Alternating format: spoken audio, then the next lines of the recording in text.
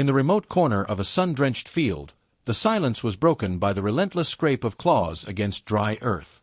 A pair of determined dogs, their noses pressed firmly to the ground, dug furiously at a patch of dirt. At first, onlookers thought it was just another canine quirk, a search for a buried bone, perhaps. But as the hole grew deeper, their efforts seemed oddly purposeful.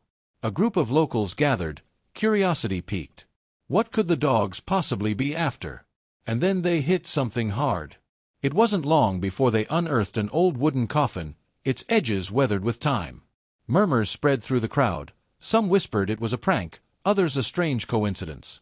A brave few decided to pry it open, their hearts racing with a mixture of fear and anticipation. When the lid creaked back, gasps filled the air. No one could have predicted what lay inside. The dogs hadn't just uncovered a relic. They had unearthed a mystery that would shock the small community and leave them questioning everything they thought they knew. It started as just another misty morning in the small, forgotten town, the kind of place where time seemed to drag its feet.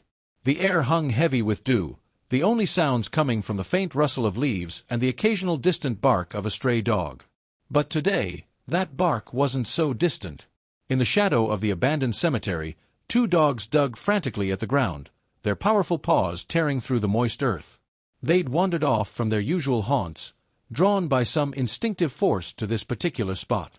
The older one, a grizzled mutt with a torn ear, led the charge, while the younger, an eager golden retriever mix, followed with equal fervor. Their tails wagged not from playfulness but from a strange urgency.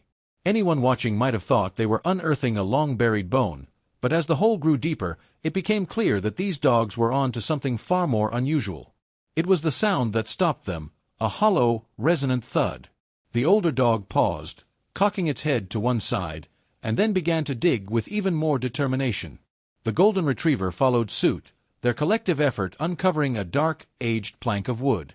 Beneath their paws, buried beneath decades of soil, lay what appeared to be an old coffin. Word spread quickly. The first to arrive was a jogger, who had been out for an early run and stopped dead in his tracks when he saw the two dogs furiously scraping away at what now resembled a grave. He called for help, and soon enough, a small crowd gathered. People murmured in hushed tones, some clutching their coats tighter against the chill, others peering in for a closer look. A farmer brought a shovel. He hesitated before striking the ground, muttering something about bad luck. But curiosity won out, and he began to dig alongside the dogs.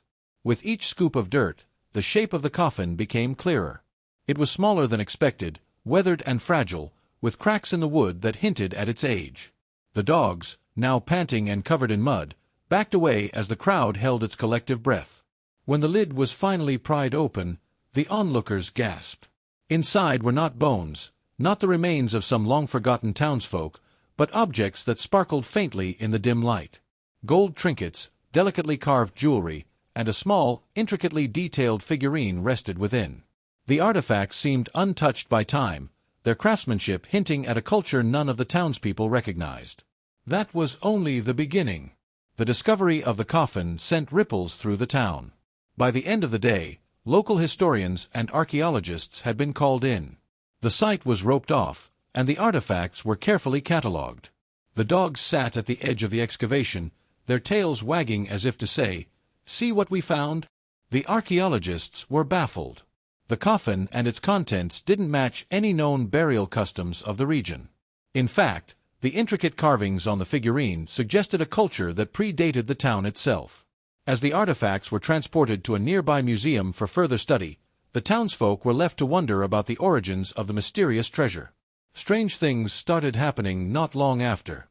Tools at the excavation site went missing, workers reported hearing whispers in the stillness of the cemetery, and the dogs, once eager to dig, now avoided the area altogether. The golden retriever, once so enthusiastic, whined whenever it got close, tugging on its leash to steer clear. Even the grizzled mutt, normally fearless, seemed uneasy. Among the townspeople, rumors spread like wildfire. Some said the treasure was cursed, hidden away for a reason. Others believed it was a sign of some long-lost civilization that would rewrite the region's history. A few speculated about ghosts or spirits, their stories growing more elaborate with each telling. Still, no one could deny that the air around the site felt heavier, more oppressive. It was as if the ground itself carried the weight of an untold secret. At the museum, the artifacts drew the attention of scholars and researchers from far and wide. They examined the golden trinkets, the delicate jewelry, and especially the figurine. Its craftsmanship was unlike anything they had seen before, with patterns and symbols that defied easy explanation. One researcher suggested that the figurine might depict a deity from an undocumented culture, while another believed it was a burial offering meant to ensure safe passage to the afterlife. But there was something about the figurine that unsettled those who studied it. Its eyes, tiny gem-like pieces of polished stone, seemed to glimmer in the light, giving it an almost lifelike appearance. Some researchers joked that it felt as if the figurine were watching them, but their laughter was nervous, forced. The more time they spent with it, the more they began to notice subtle details they had missed before, faint inscriptions along its base, a peculiar warmth to its touch, a sense that it was more than just an artifact. Back in the town, the cemetery remained a place of unease. The discovery had brought attention and visitors, but it also cast a long shadow. People avoided walking past it at night, and the once quiet streets were filled with whispers and speculation. The dogs stayed away entirely, no longer venturing near the place where they had made their incredible find. As time went on, the story of the dogs and the coffin became local legend.